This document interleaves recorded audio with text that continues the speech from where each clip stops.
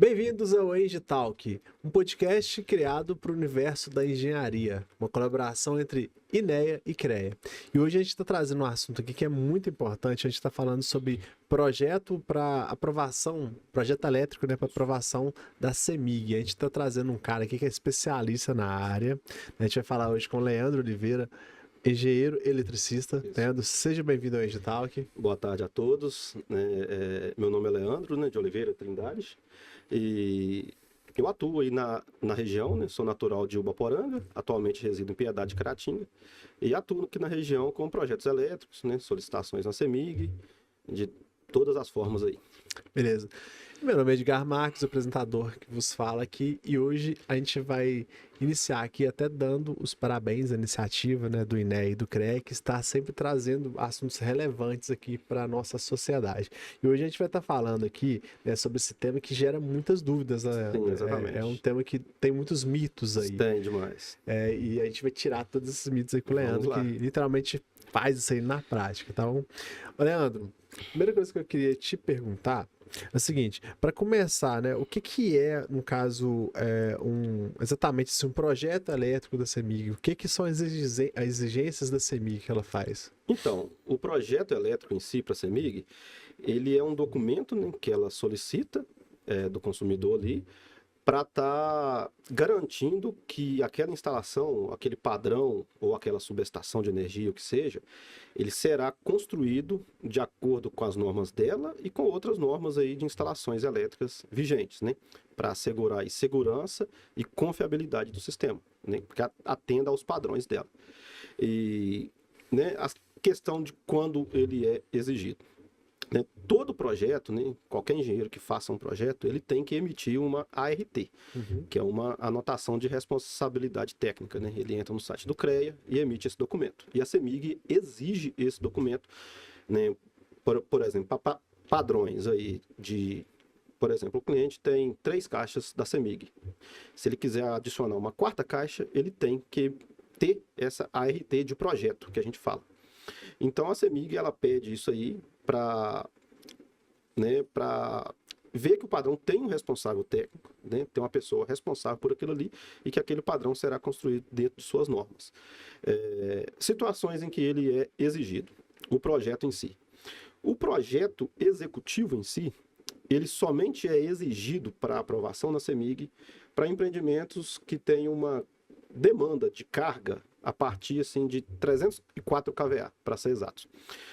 Quando eu falo demanda, isso para quem não é da área pode gerar um pouco de dúvida, mas vamos tentar esclarecer. Por exemplo, você tem um empreendimento com 50 kW de potência, Por exemplo, numa residência hoje, o grande vilão é o chuveiro elétrico, Geralmente aí temos modelos com 220 volts aí a 7.500 watts. Mas imagina um empreendimento com 50 mil watts de potência. Isso é uma carga instalada, o somatório de tudo que tem dentro uma padaria. Exatamente, por exemplo. Mas a CEMIG, ela sabe que é muito improvável, quase impossível, de estar tudo ao mesmo tempo funcionando. Esses esses 50 mil watts. Então, a própria norma da CEMIG, da concessionária, nos traz fatores de demanda onde nós podemos aplicar em cima da carga que reduz. Por exemplo, de 50 mil watts, apenas 20 vai estar realmente funcionando. O cara tem 50 mil instalado, mas apenas 20 está realmente funcionando. Então, o padrão de entrada desse consumidor vai ser dimensionado em cima desses 20. Então, voltando lá nos 304, ou seja, se tem um empreendimento, ele tem lá 500 kW, 500 mil watts, mas no real dele, apenas 350 mil watts vai estar rodando ali. Por exemplo, um prédio, vamos supor.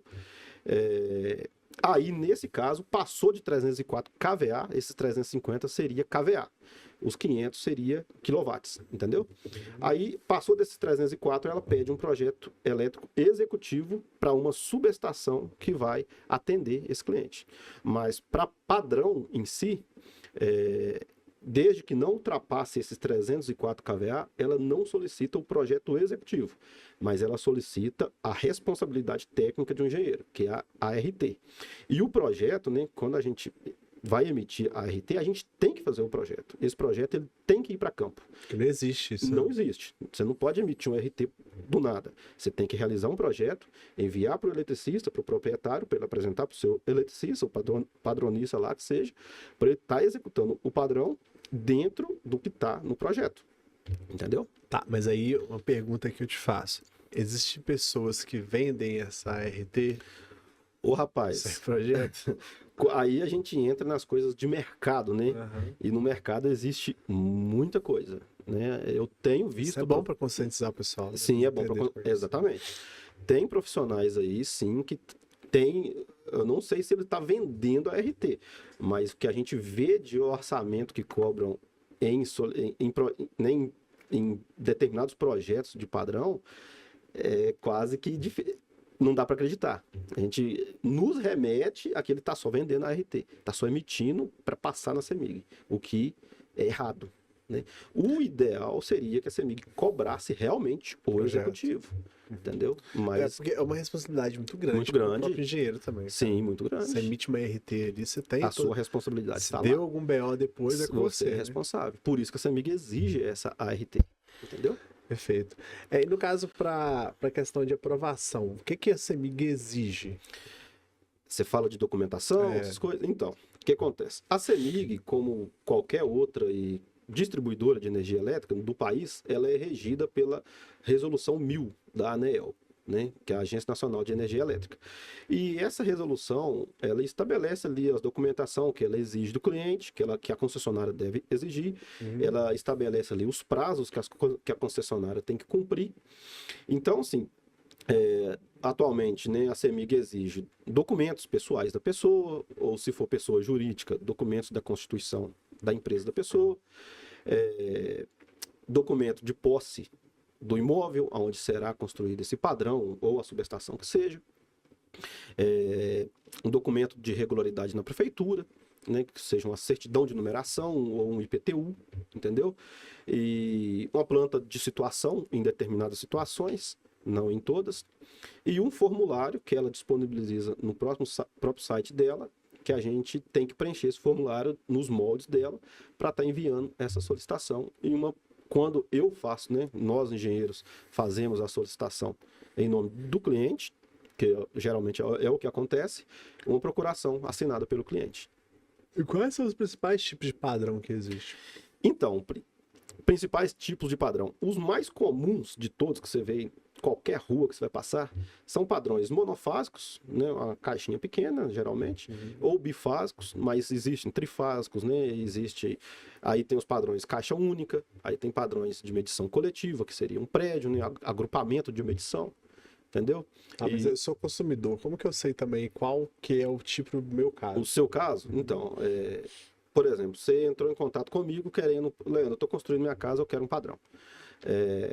Geralmente eu vou te perguntar quais são as principais cargas que você vai ter na sua casa. Eu vou ter tantos chuveiros, eu vou ter banheiro, eu vou ter torneiras elétricas, eu vou ter fogão a indução.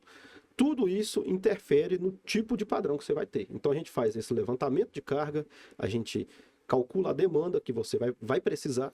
E a partir desse cálculo, desse levantamento, nós obtemos ali o disjuntor que vai ser necessário para a proteção, né, da sua residência. Aí, a partir da corrente desse disjuntor, a gente sabe o modelo da caixa que vai ser utilizado, a faixa de atendimento sua na norma da CEMIG, a partir, né, ou seja, o tipo de padrão que você precisa vai depender dos equipamentos elétricos que você tem no seu empreendimento, na sua residência, que seja. Você faz uma anamnese, então, o cliente antes, né? Exato, você tem que perguntar dele uma relaçãozinha de carga, pelo menos as principais, as mais pesadas, né? Que hoje em dia, né, eu vou até sair do tema um pouquinho, hoje em dia está tudo elétrico, né? Você tem fogão elétrico, você tem torneira elétrica, você tem aquecedores, você tem chuveiro com altas potências, então você tem carro elétrico, então tá indo tudo elétrico, então, e isso tudo impacta na sua entrada de energia.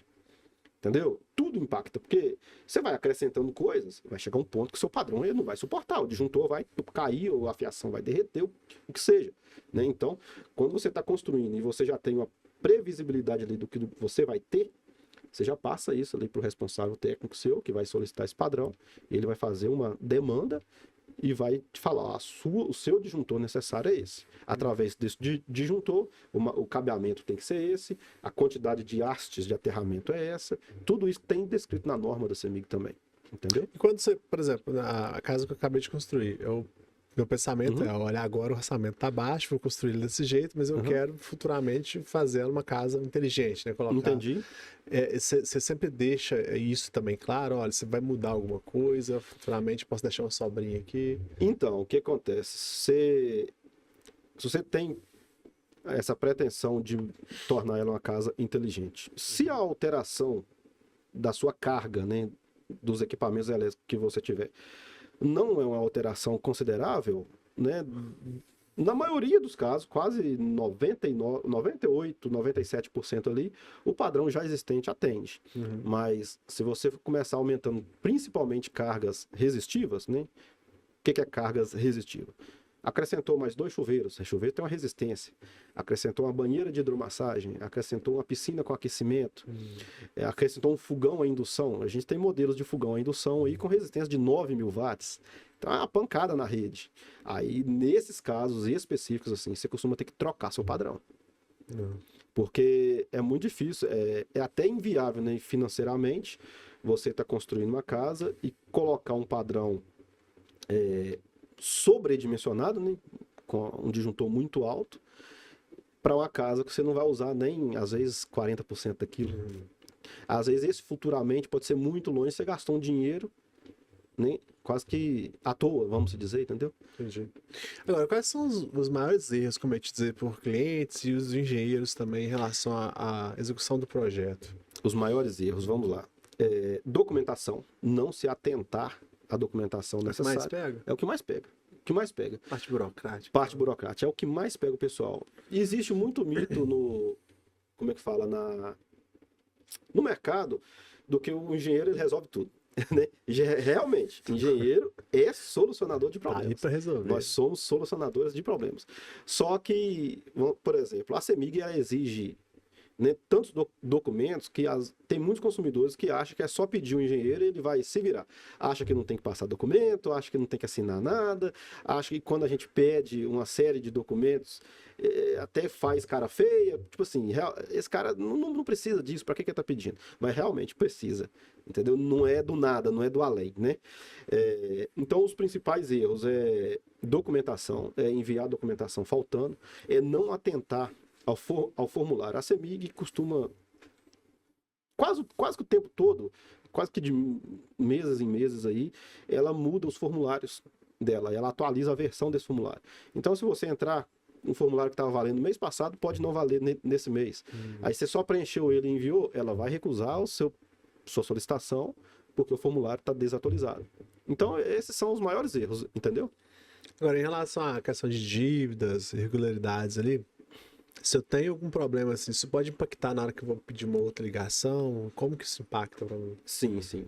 Por exemplo, você tem um padrão na sua casa, mas você tem um outro padrão que também está em seu nome de uma casa alugada, por exemplo. E esse seu inquilino não pagou a conta de energia. É o seu CPF que está lá, ou o seu CNPJ, o que seja. Se você for tentar pedir uma outra ligação para um outro empreendimento seu, quando a gente tenta entrar com o seu CPF ou CNPJ no sistema, o próprio sistema da CEMIG nos barra. Ele não deixa a gente prosseguir com a solicitação. Ele fala lá para a gente que existem restrições junto à CEMIG, que é necessário saná-las primeiro. Aí a gente comunica o cliente para ele estar, né, procurando essas contas. Em alguns casos,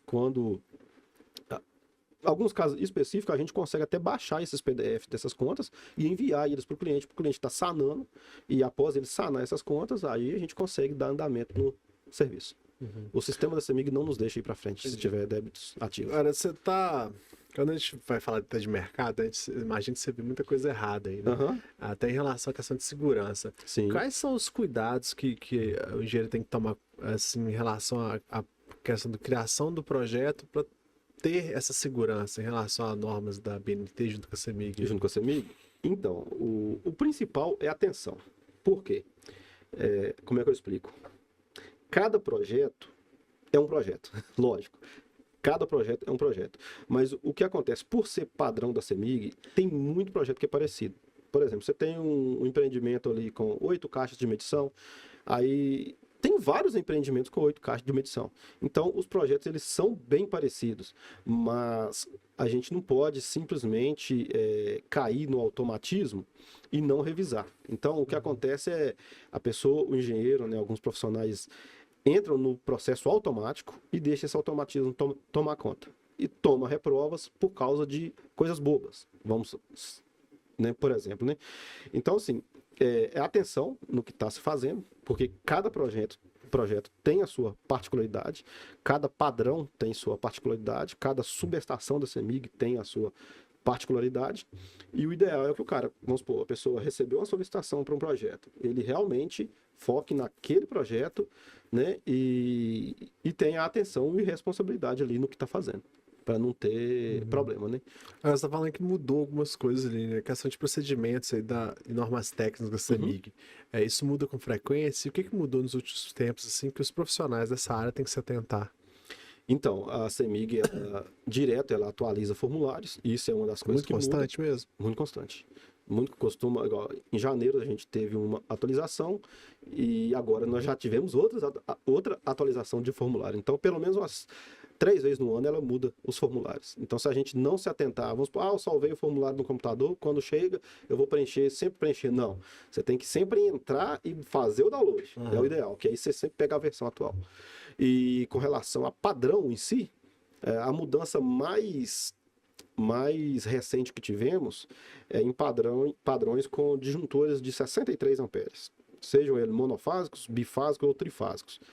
Todos esses padrões com disjuntores de 63 amperes, a CEMIG agora ela está fazendo a conexão, porque, como é que eu explico? A conexão da CEMIG junto à sua instalação elétrica, o ponto de entrega de energia, para ramais quando a entrada é aérea, né? Atravessando a rua ali ou a calçada, o que seja, quando o poste é na mesma calçada, o ponto de entrega é exatamente ali quando sai a fiação da instalação, a CEMIG vem e faz a conexão dela ali. Ali é o ponto de entrega.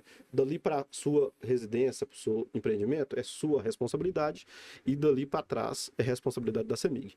Mas para esses padrões com disjuntores de 63 amperes, o ponto de entrega agora está sendo dentro da própria caixa de medição. Ou seja, o cliente já não precisa passar o cabeamento. Isso é informação nova, tá? Novíssima. Começou mês 6 agora. O cliente já... Isso aí é disjuntores de 63 amperes, eles demandam cabos, né? Esses cabos de cobre de 16 milímetros.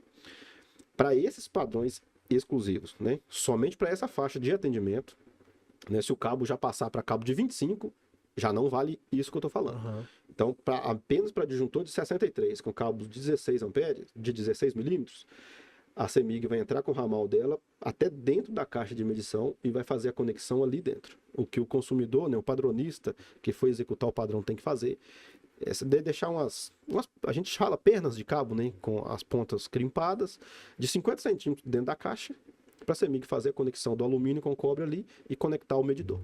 Agora, a saída do cliente continua sendo responsabilidade dele, mas a entrada a CEMIG vai fazer dentro da caixa. Essa é a principal mudança, assim, que atinge atinge o quê? 60% dos consumidores, nem que tem padrão. Isso tem uma casa com disjuntor monofásico, disjuntor bifásico ou trifásico, de 63 amperes. Isso atinge muito. Então, assim, vai ficar mais barato, vamos dizer, você construir um padrão desse um pouco. Você não vai precisar comprar mais aí. Se antes você comprava 30 metros de cabo, né, geralmente para um padrão trifásico, geralmente é essa faixa de cabo, 30 a 40 metros. Você não vai comprar isso mais, você vai comprar 4 metros. Rapaz, é caro. Entendeu? Nossa. Isso para cabeamento, padrões com cabeamento de 16 milímetros. Não se aplica aos, né, cabeamentos acima disso, não. Entendi. Essa é a principal mudança. E outras mudanças que tivemos em relação... Eu falo de ND 5.3, que é a norma da CEMIG, né? ND 5.3, que trata para empreendimentos com entrada numa média tensão. Média tensão é quando... Vou dar um exemplo aqui, o supermercado Marte Minas, Mineirão, o Hotel Vindes, Coelho Diniz. Esses clientes têm a carga, uma demanda muito alta de energia. Então, eles não são atendidos via baixa tensão. Eles são atendidos na média tensão. A CEMIG entrega para eles 13.800 volts. Não é 127 do 220. Entregas na média tensão. Aí, desses empreendimentos, a CEMIG cobra o projeto executivo tem que ser enviado para a CEMIG para eles autorizar. Aí tem que construir uma subestação de energia abaixadora, né? Com transformadores, né? Com transformadores de corrente, dispositivos de proteção, essas coisas. Aí, para esses clientes que demandam uma alta carga instalada ali, uma alta demanda, mudou algumas coisas na subestação a ser construída. Tem alguns tipos de subestação que estão sendo descontinuados. Quem tem, tem. Quem não tem, não vai construir mais.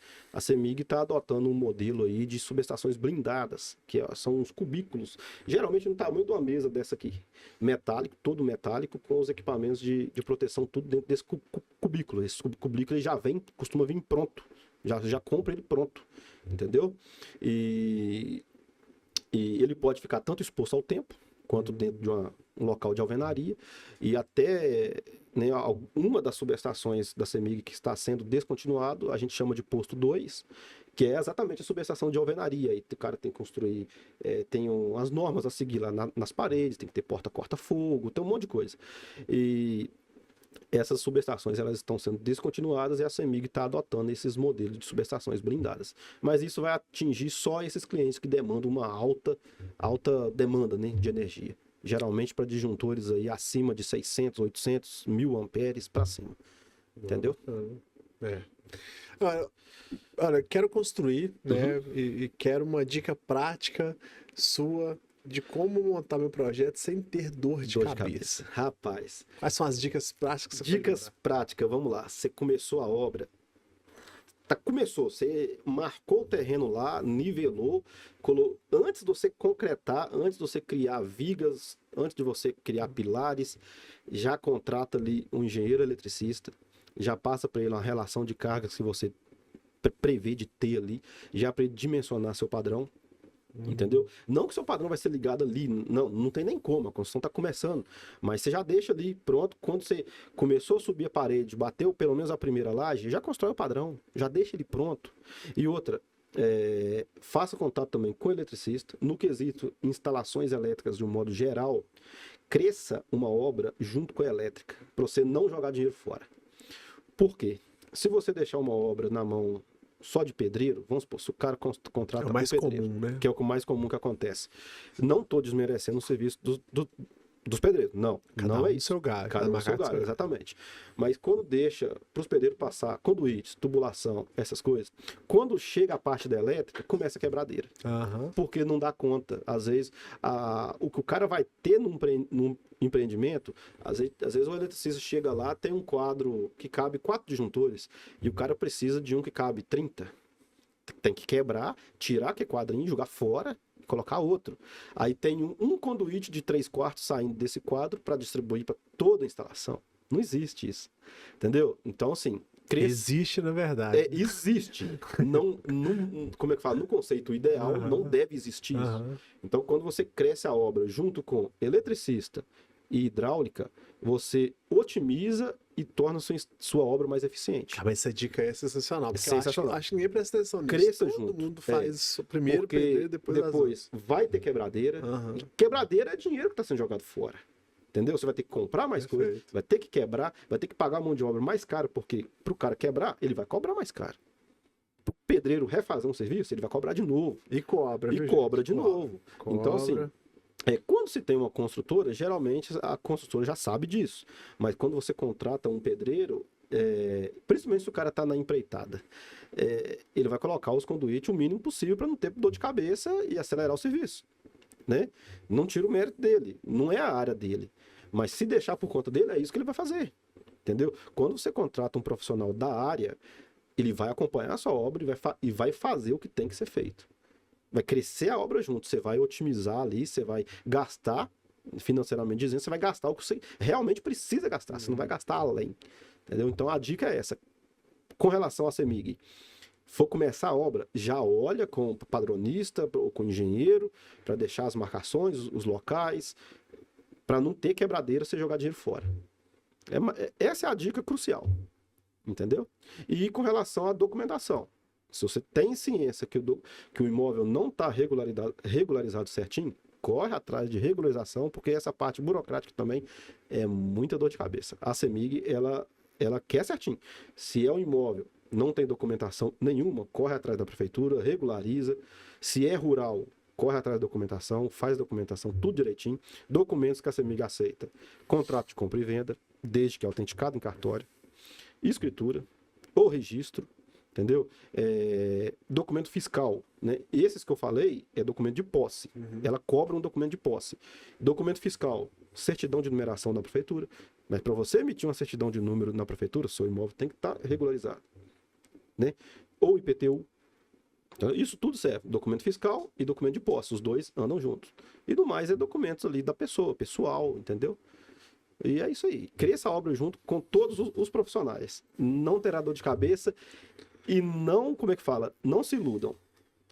Tem muita gente que acha, eu não vou contratar agora não, que eu vou gastar mais. Não vai gastar mais. É economia.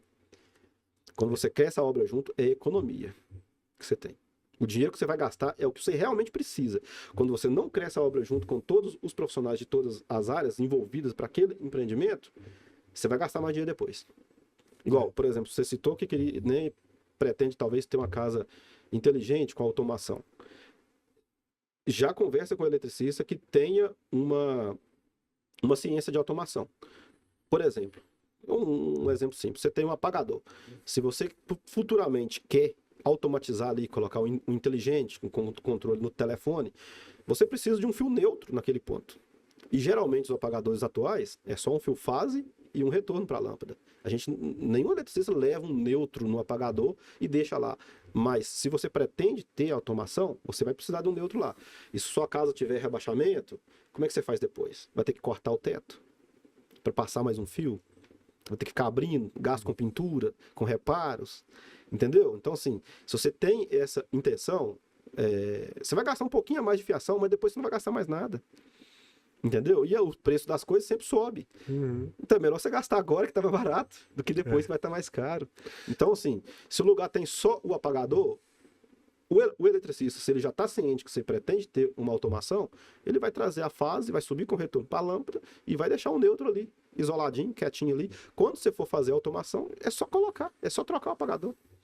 Entendeu? Então são coisas, são detalhes. Só tem probleminha na sua fala aí, tá? Que aí vai complicar um pouquinho. Se achar um eletricista já é complicado. Se achar um eletricista que entende da automação, isso é de sacanagem. Não, mas tem alguns no mercado. Tem? Aonde que estão? Porque... Acontece de estarem sobrecarregados, mas tem. Muito. Mas tem. Que é uma função escassa. Tem. E, rapaz, o mercado tá complicado. A gente vê cada coisa. Eu já vi muito. Tem muito.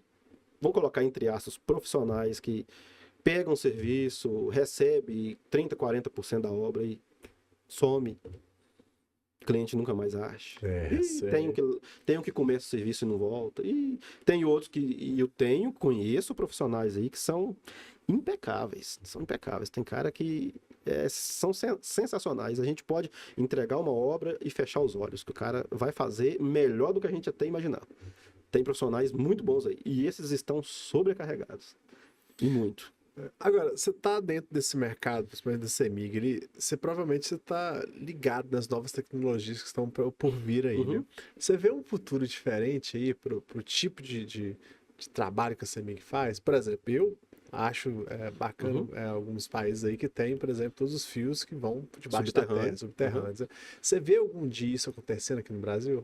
Não. Não, né? Não vejo. Nem em novas cidades? Tem algumas cidades do Brasil que são assim. Né? Eu não sei citar agora quais são, mas tem alguns estados, algumas cidades que são. Mas como é que eu explico? A distribuição de energia de forma aérea, ela é muito mais barata. A de forma subterrânea é muito mais caro. Então, assim, e a energia, a distribuição dela em forma subterrânea, vai me fugir aqui agora o porquê. Mas ela é mais comum em países frios. Países tropicais, igual o Brasil, não é tão comum a distribuição dela, né, subterrânea. Lugares mais frios, eu não sei te falar agora aqui, não me recordo aqui o porquê, mas eu posso correr atrás dessa resposta depois. Mas é mais comum em países frios. No Brasil, eu não vejo essa como é que fala? Essa utilização. Não vejo. Tem cidades que tem? Sim. Mas é muito mais caro por estar subterrâneo ali, tem aquele fator de aquecimento, os cabos têm que ser mais grossos, cabeamento é caro, tem que ser cabos isolados. A transmissão aérea, para vocês terem ideia, os cabos da média tensão são todos desencapados. Se você coloca ele embutido, você tem que isolar. É muito mais caro você fazer isso. Então, acho que no Brasil também fica mais fácil para roubar, né? Também tem essa Já questão. sobe no poste para roubar. Exatamente, tem essa questão também. Mas você tem outras tecnologias chegando aí? O que eu vejo muito promissor para a área, como um todo, para a área elétrica, é a automação.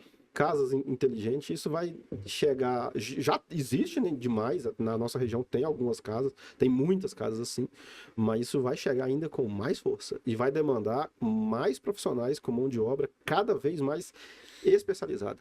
Para você ter ideia, eu conheço profissionais que trabalham com elétrica somente com automação, mas não pegam elétrica comum para fazer, não pegam, só pegam automação.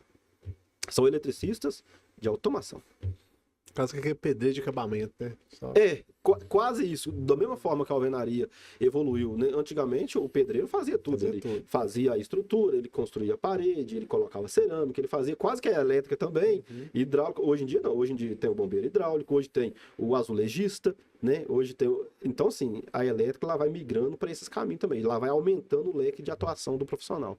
Então o mercado ele vai demandar cada vez mais de mão de obra especializada. E não vai ser só o puxador de fios e fechamento de circuito. Não vai ser só isso. Não que isso não seja importante. Esse é o coração da instalação elétrica, é passar fiação, fechar circuitos, dimensionar. Esse é o coração, é o crucial. Mas esses outros leques que estão se abrindo vai demandar cada vez mais uma mão de obra especializada, porque o cara vai ter que saber instalar, programar, configurar. Não é só mais a parte, como é que fala, bruta do negócio, entendeu? Vai ter uma parte de detalhe aí. Perfeito. Entendeu? Leandro, vou deixar um espaço aqui agora para você dar algum recado, alguma coisa que a gente não chegou a dar, algum agradecimento, pode ficar à vontade também, tá? Então, o recado que eu gostaria de dar é, igual eu já falei, cresçam uma obra com os profissionais certos para cada... vamos colocar disciplina para cada função. Não deixe tudo sobrecarregado para um tipo de profissional que você vai gastar 3 vezes mais do que você iria gastar. Cresça com os profissionais certos e você vai gastar realmente o que você precisa gastar. Esse é o primeiro recado. O segundo recado é agradecer ao CREA, ao INEA, nem pelo convite, nem pelo espaço. E o que precisar da gente, a gente está à disposição. Como que eu te encontro nas redes sociais? Na rede social, o meu nome tá lá. Eu não tenho um perfil profissional, eu tenho um perfil pessoal só, mas pode me procurar lá, é Leandro Trindade. Perfeito, Leandro. Entendeu? Leandro, eu quero te agradecer em nome do CREA e do INEA aqui em colaboração, né, por estar criando esse podcast, esse Sim. novo formato aqui que eu acho sensacional. E eu, quando eu tirei meu CREA, se eu tivesse um espaço como esse aqui para pegar tantas informações, seria assim, muito mais interessante. Né? Porque eu senti falta de um espaço como esse. Porque eu vou falar sério para você, as informações que eu passei aqui hoje, quem está estudando a área de engenharia, principalmente elétrica, e assistir, vai ser de grande valia. E eu sou, né, eu tenho formação, graduação em engenharia elétrica, também sou formado em técnico em eletrônica, trabalhei 12 anos aí numa multinacional, atualmente, né, multinacional do ramo de automação bancária. Mas atualmente estou trabalhando na parte elétrica, né, na área elétrica. Mas na época da minha faculdade, eu formei agora em 2022, que eu terminei a faculdade, é recente. Durante 2023 inteiro, eu só tomei pancada para aprender processos, principalmente na CEMIG, principalmente sobre padrão, porque é muita informação, é muito detalhe, e no mercado ninguém te passa. E é muita coisa, vamos colocar, teórica. Teórica, né? exatamente. Aqui você está aprendendo assim, na prática com quem faz acontecer. Exatamente. Então eu acho sensacional essa iniciativa do CREA e do INEA em colaboração. Exatamente. Porque é um formato que a gente não costuma ver. Não costuma ver. Se eu tivesse te dar acesso a informações como essa, há 4 anos atrás, eu levantaria a mão pro céu e agradeceria demais a conta. E aí, ó, Entendeu?